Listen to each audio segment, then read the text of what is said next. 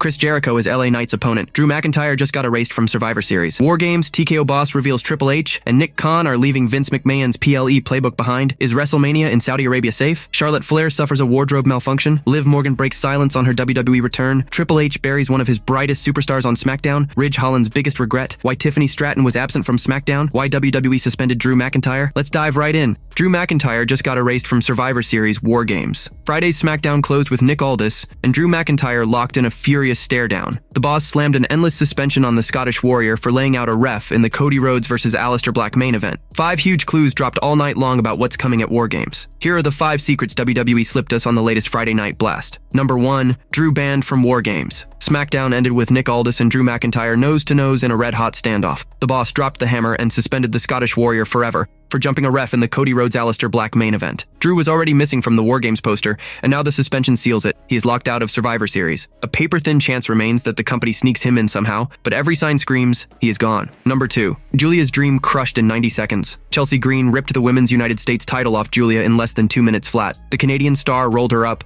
shocked the crowd, and walked out champ. That lightning-fast loss from Triple H's booking room tells the whole story. The company has turned its back on Giulia. She carried mid-card gold for weeks, yet one squash later, her future on SmackDown looks dark and empty. Number 3. Sick family war still coming. The MFT owned the building all night long. Tama Tonga got in Ilya Dragunov's face backstage while Tala Tonga steamrolled Rey Fenix in the ring. Solo Sikoa pumped up his bloodline in a corner until the Wyatt Six slid into the shadows nearby. Eric Rowan grabbed his crew and stopped the attack cold. One frozen second proved the plan is alive. The Wyatt Six and the MFT are still headed for a full-blown faction war. Number 4. Jade and Charlotte one snarl away from war. Charlotte Flair and Alexa Bliss strutted down the ramp for their match when Jade Cargill stepped right in their path. The Queen barked, Jade barked louder, and the stare-down boiled over. That hallway heat is the first spark Triple H is dropping for a monster Jade Cargill versus Charlotte Flair showdown. Once Flair drops the tag belts, the road to a solo title war opens wide. Number 5. Women's WarGames cage already rattling. Lash Legend crashed the party and handed Charlotte Flair a cheap loss in singles action. Minutes later, Asuka and Kairi Sane jumped Flair and Alexa Bliss backstage, blinding them with green mist. 4 babyfaces, 4 heels, and 2 empty spots on each side. Every move screams one thing. A 10-woman WarGames cage is locked,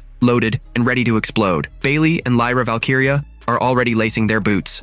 TKO Boss reveals Triple H and Nick Khan are leaving Vince McMahon's PLE playbook behind. TKO President Mark Shapiro can't stop smiling about WWE's new captains. On the main event with Andrew Marchand, he put Paul Triple H Levesque and Nick Khan on a pedestal for kicking Vince McMahon's dusty plans to the curb. These two keep swinging for fresh fences, and the proof is WrestlePalooza, a brand new premium live event born from the ESPN deal that already has cash registers singing and t-shirts flying off racks. Shapiro says the old guard built the house, but Triple H and Khan are gutting the walls and adding skylights. They never seem exhausted. They're ready to take on a new shot, a new risk, a new opportunity. Hey Nick, let's talk about launching a new event. Right now, a lot of our PLES were created by Vince McMahon. We need to get in the business of taking that torch and moving past that. The gamble hit the jackpot. WrestlePalooza wasn't just a show. It was a merch goldmine the second they locked down the name. Nick and Triple H created WrestlePalooza, which is the launch event for our new ESPN deal, which did incredibly well and may turn into a super franchise. Not to mention, from a merch standpoint, I don't need to tell you, securing the IP rights and then selling merch at WrestlePalooza, let's just say it was a real winner. Vince's shadow is fading fast. Every new logo, every fresh stage, every surprise event screams the same message. The keys are in new hands, the engine is revving,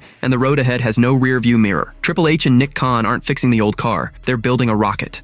Is WrestleMania in Saudi Arabia safe? Triple H dropped the bomb. WrestleMania is leaving North America for the first time ever and heading to Riyadh, Saudi Arabia in 2027. He called it a giant step for the country's sports dreams. Not everyone is cheering. This week on Writing with Russo, inside sources ripped the plan apart and said most WWE fans will stay home, scared, broke, and lost. They have no idea where Saudi Arabia is, so when you tell them Saudi Arabia, they think it's halfway across the world. They've got no idea where it is, he kept going. So the fact of the matter is that this is halfway across the world. There's gonna be stereotypes with those types of people, with these types of fans who are not educated, and then the money. The money is like third, bro. First, you don't even know where it is, you don't even think about going in. Second of all, am I going to be in danger? Is it safe? I think that's the one that's gonna turn the most people away because that's the unknown. WWE is locked into year 8 of a 10-year deal with Saudi Arabia that started in 2018. Inside sources bet 0 American fans will make the trip. Let me ask you, you think people are going to travel to Saudi? You really think people in the US are going to go to Saudi? Come on, bro, Russo said. Bottom line, the flights are long. The tickets will cost a fortune,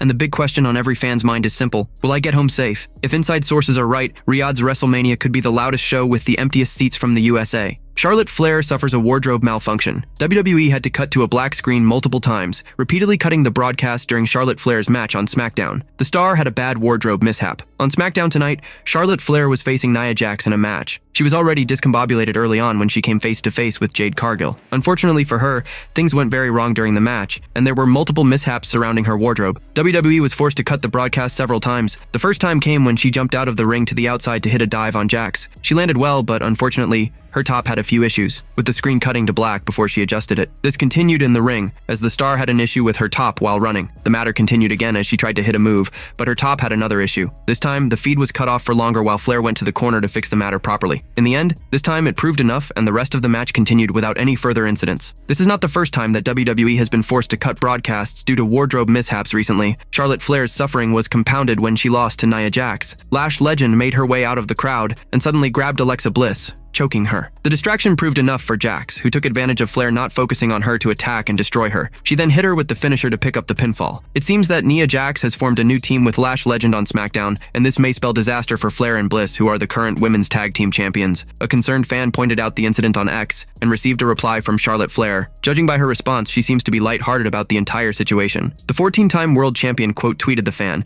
and jokingly said that she's going to start wrestling in the robes she wears during her entrance. Liv Morgan breaks silence on her WWE return. Liv Morgan has been gone from WWE for quite some time now. The star has spoken up on a return to the company, finally taking place. During her interview with Tudum at the Stranger Things premiere, she spoke about a potential return to WWE. She was asked when she would be returning to the company. Morgan chose to play the situation close to her chest, saying that fans would have to watch her and keep track of what was next. She refused to give away when she would be returning, but the answer made it clear that she was definitely returning, and it might not be too far away. I think that everyone's just going to have to watch me. Heading into June, Liv Morgan competed in a match against Kairi Sane on WWE Raw. There, she suffered a dislocated shoulder during the bout. In a video of the moment where her shoulder was fixed and popped back in place, she can be heard desperately asking the doctor if that popping it back in place was enough for her. Unfortunately, it turned out she needed more recovery after that as well. She had to step away from the company to heal up. There was an expectation that she would be back by the end of the year, but now, heading through November, such a return has not happened yet. The star's most recent public appearance for the Stranger Things show has given fans new hope once again. She may return soon. Given that her absence in the Judgment Day was filled by Roxanne Perez thanks to Finn Balor, it will be interesting to see what she has to say when she returns as well. Triple H buries one of his brightest superstars on SmackDown. Triple H has been the architect of WWE's modern era,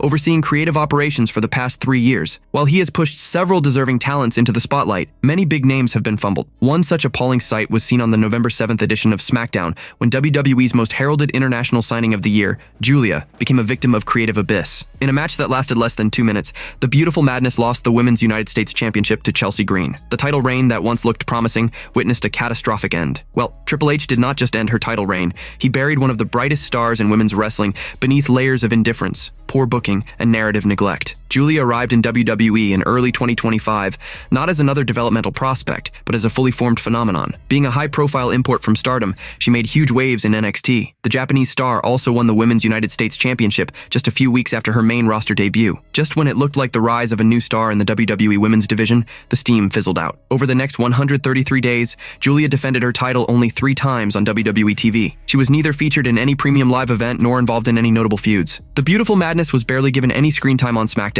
and was mostly featured in backstage segments that held little to no meaning. Besides, there has been no character development within her. This was not just a creative fiasco, but rather a character slaughter of one of the most decorated stars in pro wrestling. Despite being a global phenomenon, Triple H couldn't capitalize on Giulia. Instead, WWE massacred all the hype and reputation she came with on the main roster. Triple H dealt the final blow by making her lose the women's US title, and that too in a lamentable fashion. Had she lost the gold after a proper feud with Chelsea Green, fans could have still bought this idea. However, it was just a brief backstage segment between Giulia and Green that led to this random title match on SmackDown. A lackluster 1-minute match with a roll-up finish was enough to hit the final blow and bury the Joshi legend and end what could have been a phenomenal title reign. Every damage can be repaired if worked on at the right time. And the same goes for Giulia's booking. The Beautiful Madness has already taken a major hit since her arrival on SmackDown. The red-hot momentum she was in deflated with time. However, Triple H still has time to fix the damage he caused to the Japanese star's character. Now that Giulia has lost the Women's United States title, WWE needs to turn her babyface and send her to Monday Night Raw. This will give the 31-year-old a fresh start, which could help her rebuild her momentum. While the Beautiful Madness was struggling to set her footing on SmackDown, Stephanie Baker made waves on Raw. This clearly indicates that the Red Brand's women's division is thriving at its fullest. It is also also where several top female stars are currently in. There are high chances that Giulia could rise to stardom if Triple H sends her to Monday Night Raw. Besides, WWE needs to turn her babyface as well, allowing her to connect with the fans. Moving the beautiful madness to the red brand will open doors to endless possibilities. Giulia could feud with stars like Becky Lynch, Lyra Valkyria, Roxanne Perez, and many such names. Hence, it will be an exciting prospect that Triple H must look forward to. Ridge Holland's biggest regret. Former WWE superstar Ridge Holland shared a major regret he has about the end of his time in the company. Holland used to be a member of the Brawling Brutes alongside Sheamus and Butch, Pete Dunne. Holland's contract was set to expire later this month, but WWE reportedly terminated it early, following the veteran's social media post criticizing the company. The 37-year-old got injured during a match against TNA star Moose, and the company decided to let him go. The veteran shared that he regretted making the social media post bashing the promotion because it only made the situation worse. What I do want to hold my hand up for is that last tweet forced the situation to get worse. That was purely out of frustration, and I am mad at myself for doing that because it was something that was kind of out of character for me. I don't react that way, but I think knowing that my career with WWE was coming to an end, and I never really got to show my true potential, he said. Ridge Holland signed with the promotion in 2018 and captured the NXT Tag Team Championships once, alongside Andre Chase during his time in the company. Wrestling veteran Dave Meltzer recently shared his thoughts on WWE deciding to part ways with Ridge Holland. Speaking on Wrestling Observer Radio, Meltzer suggested that Vince McMahon may have waited until the former champion was healthy before letting him go. He noted that the former CEO would have wanted to avoid a lawsuit, but the new leadership in the company was cold. Look, a lot of times people go like, oh, if Vince was there, this wouldn't happen. Usually that's total bullshit. But I will say this, if Vince was still there, they probably wouldn't have fired him until he was healthy. They wouldn't want a lawsuit. The new ownership, they're cold. They're out for profits. No loyalty. Same thing happened with UFC when Endeavor took over. People who helped build the company for years. Dumped, Meltzer said. Only time will tell what the future holds for Ridge Holland in the world of professional wrestling. Why Tiffany Stratton was absent from SmackDown. While new WWE Women's Champion Jade Cargill appeared on SmackDown, former champion Tiffany Stratton was absent from the show. The Storm cut a quick promo, crossed paths with Charlotte Flair, and expressed her change of attitude toward former friends Mitchin and B-Fab. With the title changing hands, Cargill will be featured even more moving forward. Although the title changed hands, Stratton is still one of WWE's most popular performers. Her absence from SmackDown could be for any of the next three reasons. Before Saturday night's main event, Tiffany Stratton was the longest reigning current champion in WWE, having won the title back in January. During that period, every other title has changed hands at least once. Before her loss to Cargill at Saturday night's main event, she was on an undefeated streak of double-digit wins. Because of her prominent spot on SmackDown, she may have planned time off after losing the title. It's a common practice in wrestling whenever a major title changes hands. Being the top star of a brand can be taxing, so missing SmackDown could have been a part of the plan. Before their showdown at Saturday night's main event, Cargill turned heel by attacking Stratton. She stomped on Stratton's leg against the steel step, giving the center of the universe a partial excuse if she dropped the title. That act could have legitimately injured the former champion, and the quick match was due to Stratton needing time off to heal. Some injuries can be worked through, like Seth Rollins eating a spear and a splash after Crown Jewel. The injury could have been aggravated during the clash at Saturday night's main event, explaining her absence. Jade Cargill has always been known as a physical specimen and a special talent. Most female wrestlers aren't over 6 feet tall and chiseled from stone. Her heel turn was the move that got her over the hump against Stratton. During the match at Saturday night's main event, Cargill won dominantly. Stratton got a few moves in, but for the most part, the Storm controlled the action from the start to the finish. Keeping Stratton off of SmackDown after the title swap could have been done to sell the dominant performance of the new title holder. Stratton can return in a few weeks.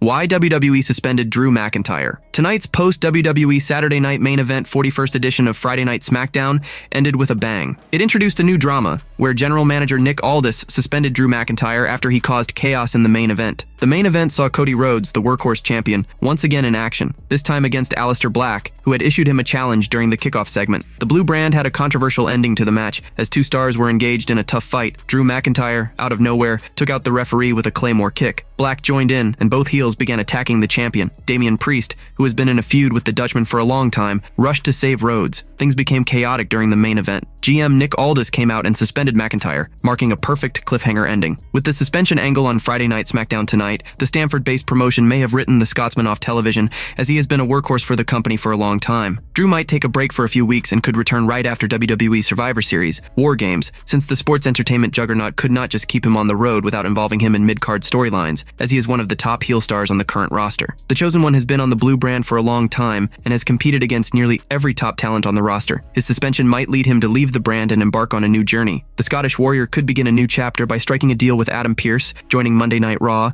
switching brands, and adding new flavor to the promotion. For weeks, World Wrestling Entertainment has been fueling tensions between McIntyre and Aldis, and the Blue Brand general manager suspending Drew could escalate the heat and make their rivalry more physical. This could also mark the in-ring debut of Nick Aldis, as he is far from the in-ring action. Chris Jericho is LA Knight's opponent. According to ex-WWE head writer Vince Russo, he would be shocked to see a 54-year-old legend make his long-awaited return to feud with LA Knight, and added a surprising comment. On the latest episode of Writing with Russo, host Dr. Chris Featherstone and Vince Russo discussed the 54-year-old legend, Chris Jericho. According to a few reports, Chris Jericho is WWE bound after over 6 years with AEW, and Hall of Famer Bubba Ray Dudley wants to see him feud with LA Knight for a year. Vince Russo believes that Chris Jericho will return for a non-wrestling role, and said he would be shocked to see him return to feud with Knight. He even said he would be surprised to see Jericho doing anything physical. Chris Jericho, the entertainer, is timeless. He can go on forever without a shadow of a doubt, but you're going to put a 55-year-old Chris Jericho in the ring with LA Knight. What is LA Knight? 43 years old? You're going to put a 55-year-old in there with a 43-year-old? No way. I swear, knowing Chris, because Chris cares about his brand and reinventing himself, which he's done for years, I'd be shocked if Chris went to WWE and did anything physical. While the aforementioned discourse by Vince Russo was directed towards a possible match between Y2J and the megastar,